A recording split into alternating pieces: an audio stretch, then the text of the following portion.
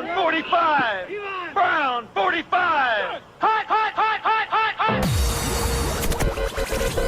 hot. You are listening to Any Given Sunday, Australia.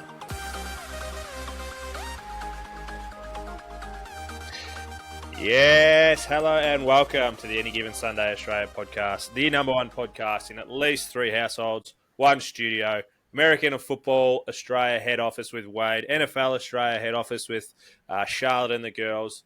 Danny, I don't know if you can tell by my voice, mate, but I am up and about. We have made it. We're officially in week 1 mode, getting ready for some games. Joining me in the western wing of his house, I believe, at Danny Webb, AGSAU. How are you, mate? Wild that it actually is the western wing of my house. That is a great guess by you. Oh, I have been to your house. I'm just surprised you know the compass never eat soggy Weet-Bix. I never eat soggy Weet-Bix. Yep, it is. And I actually have slept in that western wing, and it is quite enormous. People don't understand how much money I am paying you to be on this show. Mate, there's a lot of zeros. Unfortunately, there's nothing in the front of those zeros. A couple of dots and a couple more zeros. It is an enormous week, mate, and we've already had an enormous week. We've put out an episode as of Tuesday for the last preview, the AFC West. We put out a special. We dropped a special on Monday, Cam Taylor-Britt interview, which is blowing up everywhere. Danny, you love the grit and the grind that he have, but everyone else seems to love it too. I got special comments from Maxi Rampling sent to me this morning about how much he loved the episode. Yeah, it was such a good chat, and like we're saying, definitely a future Pro Bowler that we had on there. Had other people saying he's the best quarterback in the league already. So it's a great interview. It was a great get by us, and it's definitely worth a listen. Yeah, a little bit of a pat on the back for us. Well done. It was great. Last bit of housekeeping. Don't forget your DAZN pass. Find it on our socials and our link tree, because not every team is going to be looked. Well, you're not going to be able to watch every team each week. So I've definitely got it to make sure that I can see my Packers every week. Let's get straight into it, mate. We've picked 3 teams or 3 games that we are going to preview a little bit more. We're going to deep dive into a little bit more. Then a couple of talking points. And then the part that everyone's actually come, we're going to build a multi-live on the show and then put it out on our feed for everyone to get around it as well. So the first game that we're going to talk about is that Friday morning. It is morning still. It's 10:30 kickoff. Friday morning start for us, mate. The Ravens at the Chiefs. What are your early thoughts about this game? Huge. Like, the scheduling people in the NFL world just have absolutely nailed this one. So it's the AFC Championship rematch. It's round 6 of Mahomes versus Jackson. Mahomes is actually up 4-1 in that battle. You know, Derrick Henry's finally going to debut in purple, which is great because he's coming up against a Kansas City defense that's notoriously bad against the run. You know, you got Zay Flowers entering into his second season with Mark Andrews, still a top tight end, you know, so Lamar Jackson's going to have plenty of options out there. This game's just got so much going on, and I feel like it's just going to be a real exciting one. Last time they met was late last year in the playoffs. The Chiefs getting the job done against them. Derrick Henry coming across and playing in the purple, do you think it's going to be a big year for him, or is he just going to be a little bit of a take a back seat kind of player? I feel like Derrick Henry's excited to be on a contending team again, you know? So there's no way he's going to be taking his foot off the gas. Him and Lamar Jackson actually have the ability, though, because they're kind of built very similar, despite Lamar Jackson slimming down a little bit for the start of this season. They're built similar, and they kind of run in a similar way, just powering through people. I think he's going to enjoy the fact that he's got Lamar if he does need to, you know, rest one, sit out a play, however it may be. But I think he's going to be there to make a difference.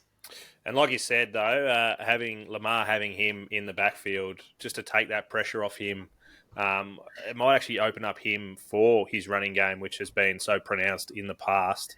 But also, like you said, Flowers coming into his second year and Mark Andrews. I definitely, if I was putting any bets on, I'd be looking at them for the overs on whatever markets they're at. 100%. So Zay Flowers is only going to improve. You know, he came out there in that first year and was like, you know, shocked a few people about how good he was as a receiver. And, you know, I think Mark Andrews sat at the start of the season. Was he not injured to begin with? He had a fair few injuries, yeah. Yeah, so to have him back and healthy, just gives the Ravens so many options. I'll tell you someone else, and another matchup that I'm really looking forward to seeing is that Hamilton versus Kelsey matchup. So Hamilton, as we know, all-pro safety, just in his second year for the Ravens, absolutely dominated the whole year round until they matched up against Kansas City.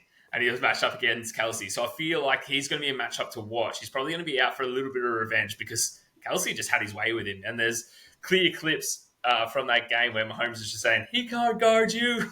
So I reckon Hamilton would have, you know what these players are like, they would have chucked that in the memory bank and using that as absolute fuel to go out there.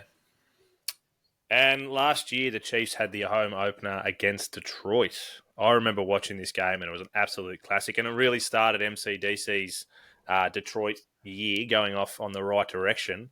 Do you see the same thing happening? Like it's a big thing to have the home opener in your home stadium, and the Ravens coming into Detroit, into Arrowhead Stadium. Are they confident? Do you think they can knock them off? I guess. I'm going to touch on that point a little bit later in a new segment that we got coming up. But I think Mahomes has got a new, young, and fast talent. So obviously Rashid Rice is coming back as a second-year receiver, and now with Xavier White, like he's going to have some actual good long options as well. As far as the Ravens coming over the Chiefs, we'll talk about that. So the Lions only beat them by 1 point last year, and it was a thriller. So it was a 21-20 finish, I think. So it just shows that the Chiefs are beatable at home, especially after a Super Bowl win. And we did, for those that listen to the AFC West chat, they do seem to just kind of make sure that they get to the playoffs so they can be, and they've got a real tough start to the season, San Fran early, or obviously Ravens week 1, so they might be just primed for the picking early.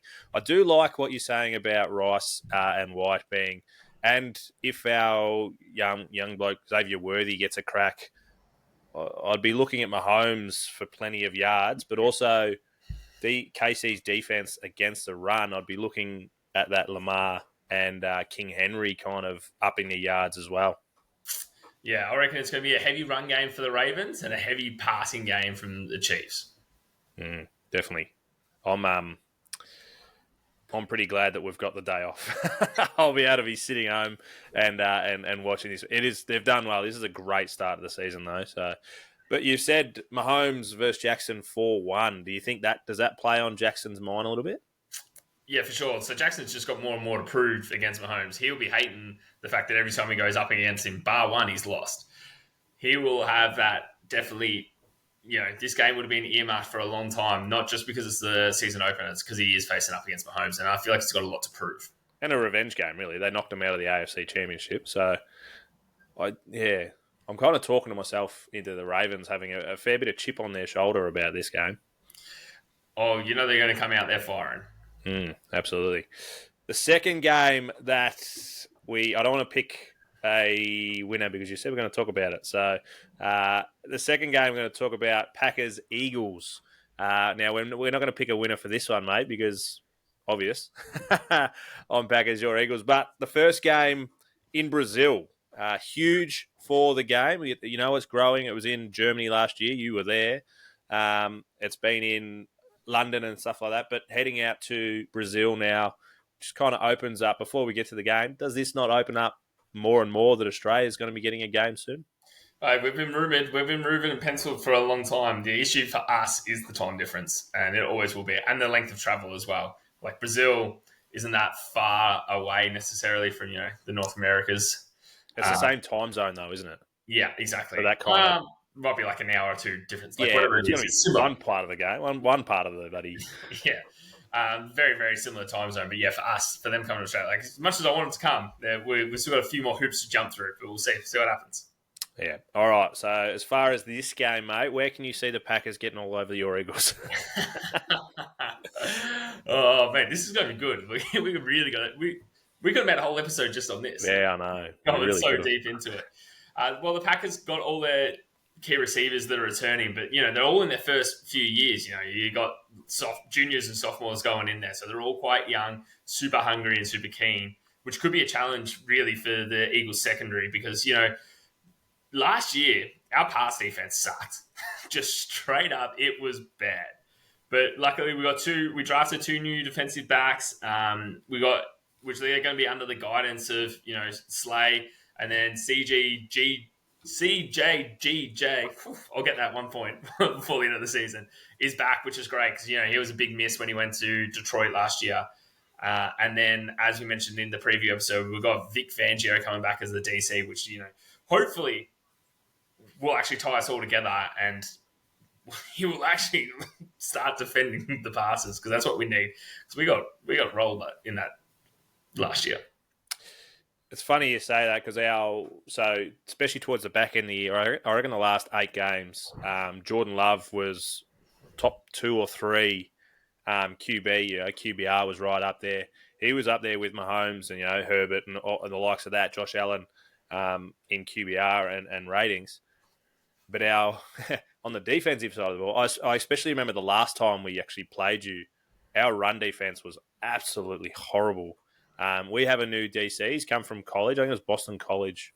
I haven't got his name off the top of my head, but I'm hoping that he has kind of corrected a few of those things because having the double-headed dragon dog, whatever you want to call them, of Saquon Barkley and Jalen Hurts running at us, I don't know if you remember, but I reckon Hurts had a 30, 40-yard rushing touchdown against us last time we actually played you. So if we don't get on top of that, I reckon your running threat could absolutely kill us. Yeah, absolutely. So obviously having Saquon Barkley, I'm stoked that he's come across. I was sad to lose Swift because he essentially kept us in games last year.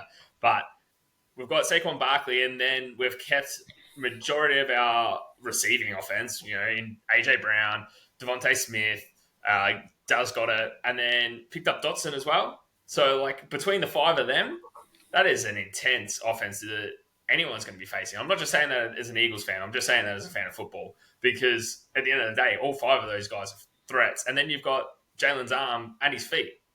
There's a lot that has to go into the planning of the defense and the DC here when you're facing up against this Eagles team.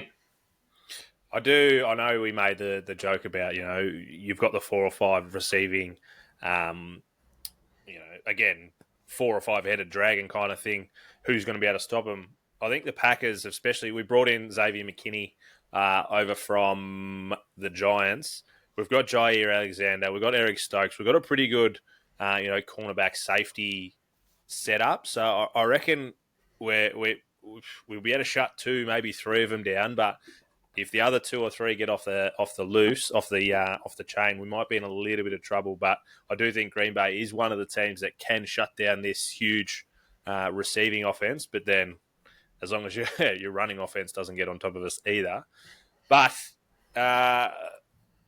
it's the same on the other side of the ball for us as well. I think we've got a very young, you said, sophomore and juniors kind of receiving core, but there's 4 or 5 of them, but no one knows who's the number 1, which is a huge advantage for us because you're not going to be able to shut down. If you shut down one of them, Christian Watson doesn't have the greatest of games. Romeo Dobbs will come in and step up. So I think the same thing for you guys with that passing struggles that you had last year. I reckon we might be able to get on top of you. But in a whole other country, is that travel going to come in? Us being we are the youngest roster across the league. The youngest offense, youngest defense, youngest total.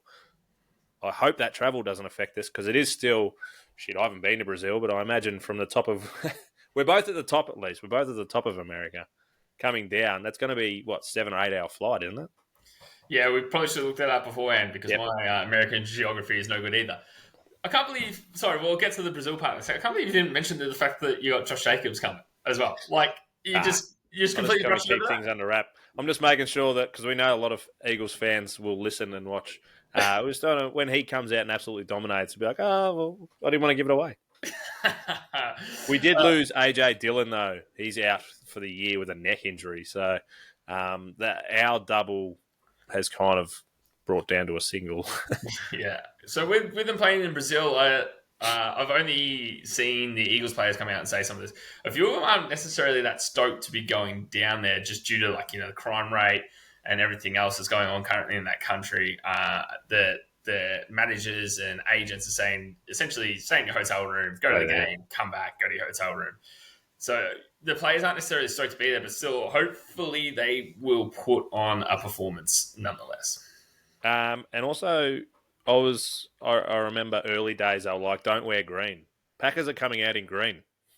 Yeah, so that rule's obviously gone out the window. And I was stoked for them not wearing green because I thought finally we're going to be like, you guys can be in your white with like, your green trim or whatever it is, you little cheeseheads.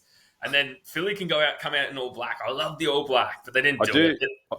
Well, I did see. What do you guys wear? Oregon, you're wearing that black outfit, but we're not wearing the white jersey, black, everything else. So still the black helmet, but yeah, just the white jersey. Yeah, that's probably fair. Dark green and black, probably a little bit of a clash. Yeah, huge for the big Aussie Jordan Mailata being named captain of the O-line as well. Yeah, it's absolutely huge. Obviously, a friend of our show, Jordan Mailata, being named the captain. So 4 of our 5 offensive line actually returned, and the only one that didn't return was Jason Kelsey, our beloved center. And that's a huge loss. It is a huge loss. It is a huge loss. But at least having 4 of those 5 back, they know the system. They know how to play. Hopefully our center actually steps up and gets the job done. And that Jalen Hurts is going to start reading his own defense because all it's going to do is make him a better QB. Just before we move on, mate, we're obviously not picking because I'm going the Packers and you're going the Eagles. But Packers $2.28, Eagles $1.66. I reckon it should be a little bit closer. No, well, they just know. They've seen the dominant offense and they just reckon they can get it done. And that's the thing, as I said, like one of my first points was we've actually improved where we were worse last year, which was our secondary. Improve that pass defense, and like all our backs have gotten significantly better. And we drafted high for our backs because we knew that's what we were struggling in. So it was actually very, very smart drafting for the old Eagles, and maybe the bookies are looking at that too. The last game, which we might actually be able to pick, the Jets and 49ers, the Monday night game, so Tuesday for us. Again, they've done very well. I love this game. It could be. If Aaron Rodgers comes back and is actually, any kind of Aaron Rodgers that he used to be, this could be an absolute classic to start the year, Danny. Yeah, so it's going to be like we were so big on the Jets at the preseason of 2023 season. We were so big on them, like Aaron Rodgers is going to go there, he's going to do so much, and a little bit of that's some fanboyism by us all, and they had the hard knocks, they had it all. So it's going to be good to actually see him be back, be healthy, and hopefully play a full season. The Jets have dramatically improved in their O-line. They've brought in there's so much talent on both sides of the ball for this game. It's really exciting. But one of my favorite pickups was actually by the 49ers by picking up Leonard Floyd, who was actually the person who sacked Rodgers when he did his Achilles. You won't. I can imagine him in the first series will be running straight at him. Straight at him and giving him so much PTSD straight away. But yeah, so much talent on both sides of the ball. You've got CMC on one side, and then you got the cheap copy version of him, Breece Hall on the other.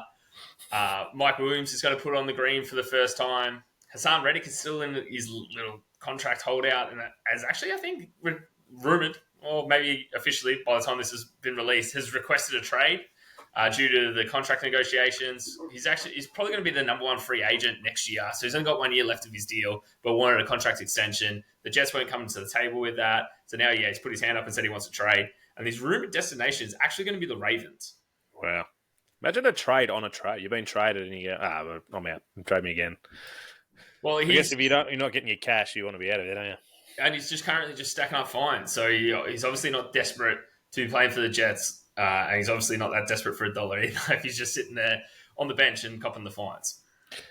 We're not going to breeze over that comment. The cheap copy, Breece Hall, he's an absolute jet. When he come out before he did his knee, he lit up the Packers one game and absolutely destroyed us. So I reckon the New York Jets fans will be coming at you very hard for that cheap copy. I'll be a cheap copy. You still be a gun. I'd more than happily take that. He is a cheaper version, financially, contractually, and then he's a copy of it. There was no insult. So it was a compliment. Is that what we're going with? There was absolutely no insult in that Breece Hall comment. When I cut it won't come across. That'll be at all of the New York Jets fans.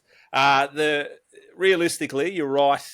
They've both got dynamic running backs. So I think it comes out in the wide receiver, cornerback, safety battle, and whether Brock Purdy or Aaron Rodgers can make the most of that one. We can actually discuss. So who do you think is actually going to get the job done in this one? At 49ers makes it a big help, I think. While you do that, I'll get the odds up for you. Yeah, so it's always going to be hard to go in and win in San Fran. You know, they've just come back from the Super Bowl. They didn't get the job done. They're going to be like super hungry. You've got that, you know, dynamic receiving core in Debo. Ayuk's just signed his contract, so he's going to go out there and show that he's actually worth it. You've still got Kittle as a blocking and receiving threat. But then they're coming up against this corner battle trio, which is probably one of the best in the leagues. You've got Michael Carter, DJ Reed, and Sauce Gardner. You know, so it's one of those rare times where you have 3 elite receiving players and 3 elite defenders that actually match up on it. But as far as picking it, the Jets are still unproven yet with Rodgers at the helm because he played 4 snaps. So I'm definitely not throwing any money at him. Give me the 49ers. 49ers are $1.50 favourites. Jets at $2.67. Yeah, it's especially being at San Fran. I don't think they're coming out. And like you said, they're going to be just as hungry. Second Super Bowl loss in, 4 years, 3 years, something like that. So, yeah, they're going to be hungry, and I reckon they're going to be hard to beat in San Fran. So I'll be multing that $1.50 just to juice it up into something else, I reckon. Yeah, 49ers going to want to get out there and get the job done, and they're going to want to get the job done in the big dance as well. So they're just going to slowly make their way towards it. It's a one and only goal. Absolutely. Just a couple of points that we're not going to talk about too long, but just things to look out for this weekend. The first one, and you had a massive point about this game and the future of this, one of the teams in this game. But it's a revenge game for Stafford and the Rams against the Lions and Goff. Obviously, the Rams got done by the Lions in the divisional round, off the top of my head. We've already spoken about it, but they got kicked out of the playoffs.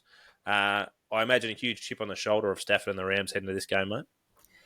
Yeah, so the Rams are going to, want to go out there and try and get the job done against these Lions, but my money's on Goff and the Lions. This team, what the money is.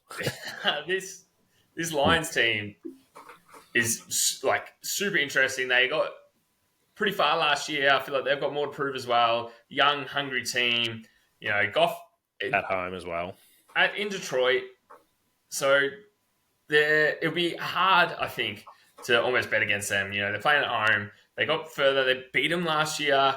I don't really reckon the Rams have improved all that much, where I think the Lions have. So to me, it'll be just another way for Goff to prove that the trade might not have been worth it in his eyes. $1.54 those Lions against $2.55 Rams, but you just don't think the Stafford has the hunger or the wherewithal to get the job done. It was a pretty close game. They only won by 3 points, wasn't it? So I think it'll be. Don't get me wrong. I think it'll be tight. I just think the Lions will probably have enough to get them over the line. And one of those reasons is because they're playing in a dome. So there's been stats on Jared Goff, and when he plays in a dome, he plays significantly better, like statistically wise. And I did a little bit of deep digging, and I've worked out that out of the 17 games that he's playing, 14 of them are under a dome this year. So the Lions are going to be a team to watch because Goff should be performing better. So week 9 at your Packers, Lambeau Field, it'll be cold by then, freezing by then. You probably won't be playing all that well. But then it's only week 16 in Chicago, and then week 17 in San Fran, which will be, San Fran's lovely all year round.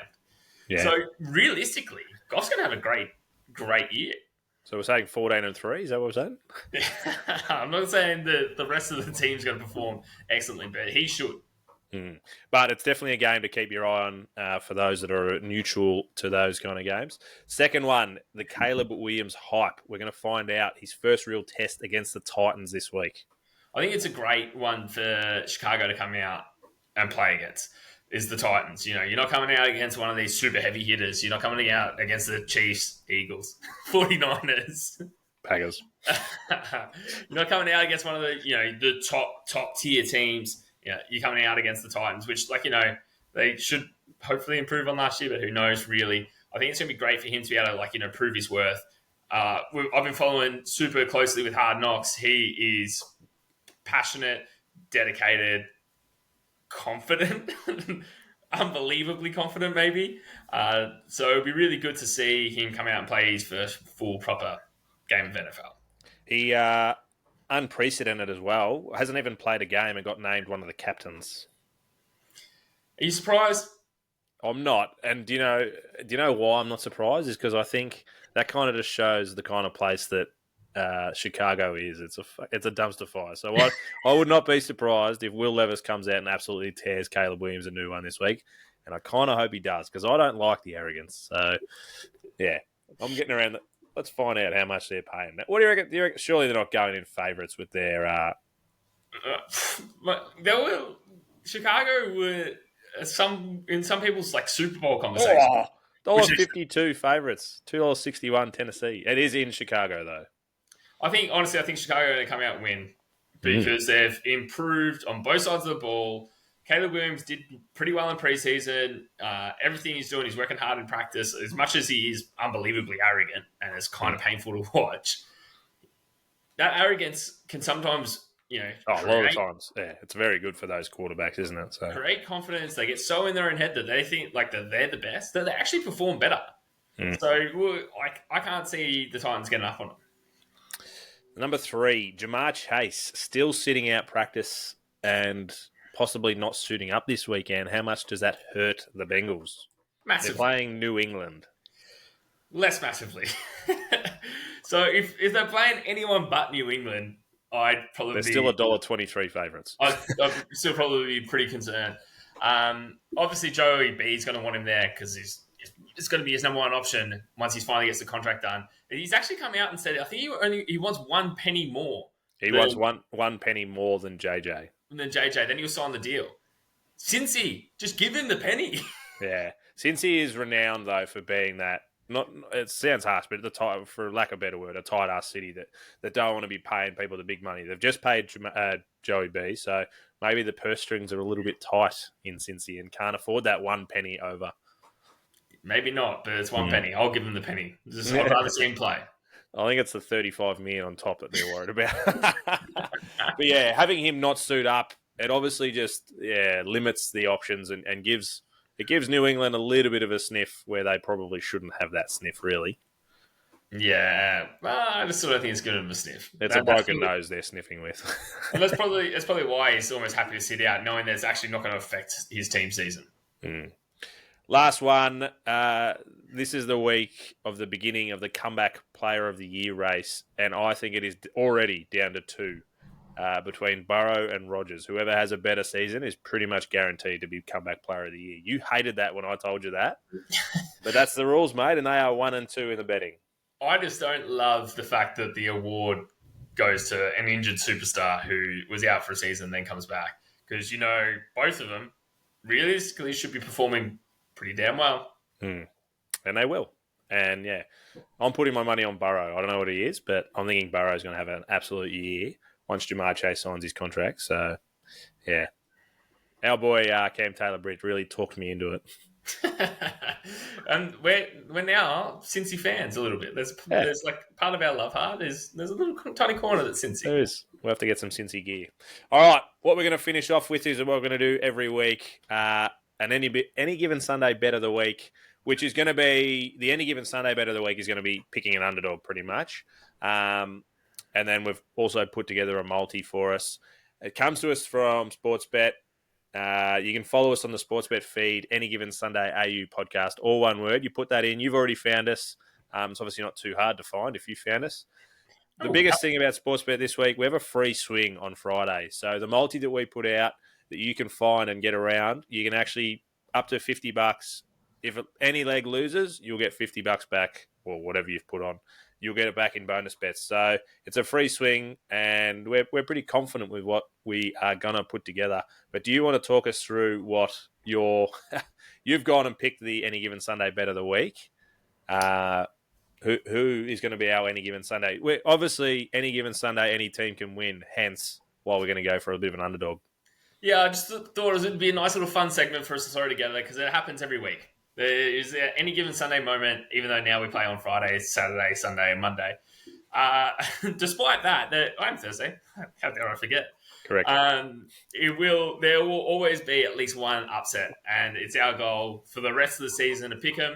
We're going to actually tally it. I reckon you at home should pick one as well. If you beat us, we'll send you a t-shirt.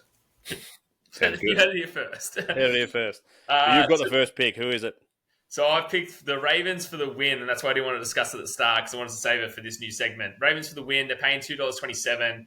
I think the Chiefs, as much as they're going to want to go out there and dominate, as we said, they potentially might not have their foot fully on the gas. We know they can be beaten at home after a Super Bowl win. There's going to be a little bit of Super Bowl hangover, and then I reckon they're going to blow up the cobwebs and destroy the rest of the season. But let's let them lose week 1 at home to the Ravens. That won't affect our actual multi, which we're going to put together live. I've got a couple of things already in my head, and you can kind of guide me with your brilliance that we have. So we're going to put it on the Friday game. It's a free swing, and we'll post it to the feed. The first thing I'm thinking is it's going to be a little bit of a score fest. So the total, the unders overs is at 46.5 at the moment. What do you reckon? I reckon 46.5 is a bit high, especially last year. The opening with the Chiefs was a 21-20 slog. So I reckon if we can go overs and just match that. So let's hit 40.5. 40.5. I've got the phone out. I'll put it together as we go. We're going to pick a touchdown scorer from both sides if we're going to go that way. So who do you like from either side? And I'll pick one from the opposite. You got to give it to King Henry. Put that crown on. He's going to be there. I said he was going to be hungry at the start of this episode. You got to give him a touchdown. Done. King Henry in. I'm going to go for the other obvious one on the other side. Travis Kelce. He loves to score, and he loves to score early. So we're going to put Travis Kelce in as well. You said to me earlier about Mahomes having a big season throwing yards wise. Blah, blah. In this game last year, the Detroit game, week 1, he had 226 yards. So let's smash exactly that. Let's hit 225 because honestly, I think he's going to get more than that, but let's get a winner. Let's get one home. Yeah, that's what we're here for. We want winners. I know we're beating up Sportsbet, but we want to actually beat Sportsbet. So put him in for 225. And the last one, let's go with what we said, that Lamar Jackson and King Henry are going to be a duo. They're going to be a double threat. Lamar Jackson's at 46.5 unders overs. There is a 25 option. Hey, mate, if you like it, I like it. One team, one dream. Let's throw it in. And like you said, if that's one run for him. So we'll put that in. 5 legs. We've got over 40.5. Derrick Henry and Kelce to score. Mahomes over 225 passing. And Lamar over 25 rushing. Gives us $6.50, mate. Beautiful. Let's jump on. It's a free swing anyway. It is a free swing. Whatever you put on there, you're going to get back in bonus bets. But you're not going to get it back in bonus bets because we are giving you $6.50 odds. Perfect. I love it. Let's go. Let's win some money. All right, mate. That is our first week done. I cannot wait to actually talk about these when we've got a couple of stats. It is the hardest week to talk about. So when we have some stats to talk about teams and how they're going defensively, offensively, it'll be a lot easier. And I look forward to that. Mate, I thought we did really well. We did. That's what I'm saying. We did really well considering there's not really any stats. Good luck, except for the Eagles. Fuck the Eagles. It's going to be a great game in Brazil. I'm actually going to be playing footy at the time it's on, so I'll have it recorded. Don't ruin it for me, would you? Yeah, no text message. We'll go 0 dark 30, but, football is back. Yes, we love it, and we will speak to the fam early next week. Good luck to your teams. I'm just pumped, man. It's grouse. It's back. Love it. Let's go.